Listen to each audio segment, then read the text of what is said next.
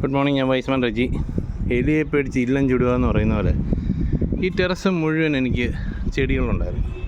എന്നിട്ട് ഈ സ്ഥലം ഞാൻ വെറുതെ എക്സസൈസ് ചെയ്യാനൊക്കെ ഉപയോഗിച്ചുകൊണ്ട് ഇവിടെ ഏകദേശം 250ഓളം ചെടിച്ചട്ടികളുണ്ടായിരുന്നു പറഞ്ഞാൽ വിശ്വസിക്കുമോ?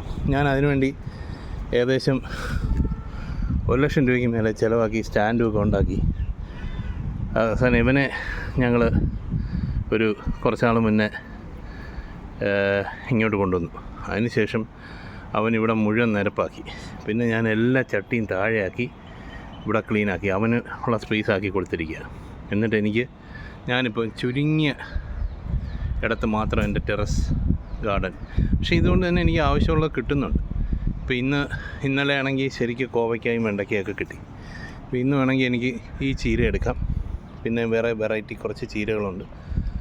പക്ഷേ ഇന്നലത്തെ കോവയ്ക്ക തീരാത്തതുകൊണ്ട് എടുക്കുന്നില്ല.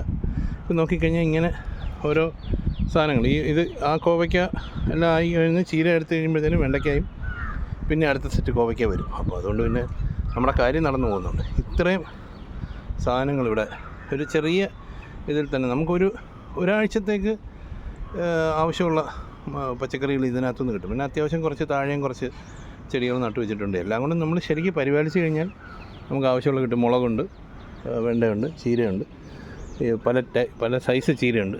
ഓക്കെ, പിന്നെ താഴെയും കുറേ ഉണ്ട്. ഇതിൽ രസമെന്ന് പറഞ്ഞാൽ ഈ കോവലിൻ്റെ വേര് അത് എപ്പോഴേലും ഞാനൊന്ന് കാണിച്ചു തരാം. അത് താഴെയാണ് നിൽക്കുന്നത്. അവിടുന്ന് കിളിച്ചാണ് അവൻ കയറിയിരിക്കുന്നത്. ഇത് ഏകദേശം 4 വർഷത്തോളമായ കോവലാണ്. നമ്മൾ 3 ദിവസം കൂടുമ്പോൾ പറിച്ചു കഴിഞ്ഞാൽ നമുക്ക് എന്തായാലും ഒരു 10-50 കോവയ്ക്ക കിട്ടും. ഇപ്പം നോക്കുമ്പോൾ എവിടെ കോവയ്ക്കൊന്നും കാണത്തില്ല. പക്ഷേ സൂക്ഷിച്ച് നോക്കിക്കഴിഞ്ഞാൽ മീശ കാണാമെന്ന് പറയുന്ന പോലെ അത് കാണും. Okay, thank you.